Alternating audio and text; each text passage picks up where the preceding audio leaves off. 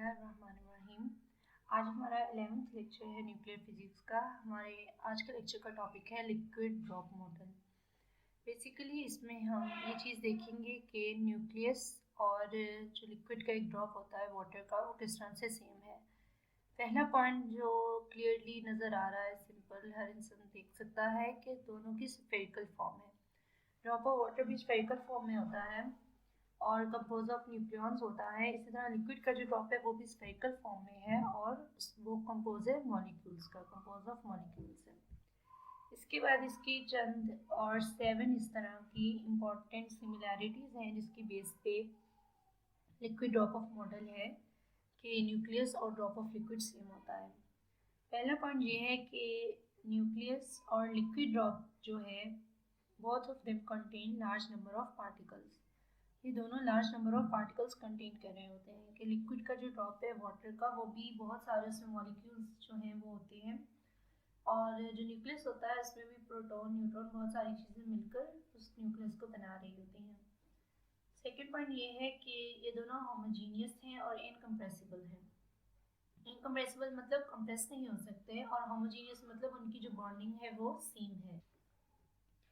Third point is this, nucleus और liquid drop model दोनों की जो मास डेंसिटी है वो कांस्टेंट रहती है through out its volume. Mass density का मतलब क्या होता है कि जो नंबर ऑफ एटम्स हैं पर यूनिट वॉल्यूम वो कांस्टेंट रहते हैं, यानी उनका जो नंबर ऑफ एटम्स किसी भी वॉल्यूम पर हैं, जितने वॉल्यूम पर हैं वो उतने पर ही कॉन्स्टेंटली स्टे करते हैं। और जो हर न्यूक्लियॉन का पार्टिकल होता है इनसाइड द न्यूक्लियस वो इंटरेक्ट कर रहा होता है अपने नियरेस्ट नेबर्स के साथ, बिल्कुल इसी तरह जैसे लिक्विड ड्रॉप में उसका जो मॉलिक्यूल कोई एक अगर मॉलिक्यूल लें तो वो अपने नियरेस्ट नेबर्स के साथ इंटरेक्ट कर रहा होता है, इनकी इंटरेक्शन सेम होती है। ये है fourth point. And the fifth point is कि जो हमारे पास लिक्विड का ड्रॉप है और न्यूक्लियस है, both of them show the surface tension impact. इसी वजह से ये दोनों जो एक्सटर्नल फोर्सेस हैं, अगर एक्सटर्नल फोर्सेस ना हो तो तब भी ये स्फेरिकल ही शो होते हैं। सरफेस टेंशन इफेक्ट क्या होता है, ये इस तरह के मतलब इफेक्ट है जिसकी वजह से एक सर्कुलर फॉर्म रहती है। तो ये दोनों हमें एक सर्कुलर फॉर्म दिखा रहे होते हैं जबकि एक्सटर्नल फोर्सेस अगर ख़त्म भी कर दी जाए तब भी। सिक्स्थ पॉइंट में, वाटर को अगर हीट दी जाए या लिक्विड कोई भी हो उसको हीट दी जाए तो वो इवेपोरेट होता है। तो इवेपोराइजेशन को बाइंडिंग एनर्जी से कंपेयर किया गया है कि जैसे अगर किसी भी ड्रॉप ऑफ लिक्विड को इवेपोरेट करें तो वो जिस तरह डिके की तरफ जाता है, इसी तरह अगर न्यूक्लियस की भी बाइंडिंग एनर्जी को ख़त्म किया जाए तो वो भी डिके की तरफ जाता है। ये binding energy of the nucleus पे हमने पहले कंप्लीट लेक्चर पढ़ लिया है।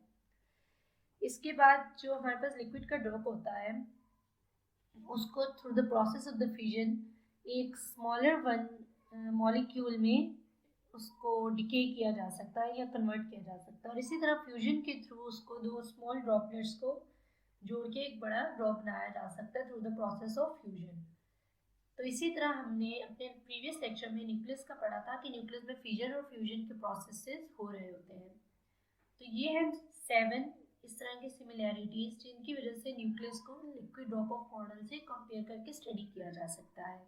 लिक्विड ड्रॉप मॉडल की हमारे पास एप्लीकेशंस हैं कि लिक्विड ड्रॉप मॉडल से हम न्यूक्लियर फिजन या फ्यूजन के प्रोसेस को एक्सप्लेन कर सकते हैं, और कंपाउंड न्यूक्लियर थ्योरी जो है वो बेस कर रही है लिक्विड ड्रॉप मॉडल पे, और इसको हम एक्सप्लेन इसके थ्रू कर सकते हैं न्यूक्लियर रिएक्शंस के कुछ इंपॉर्टेंट फीचर्स को।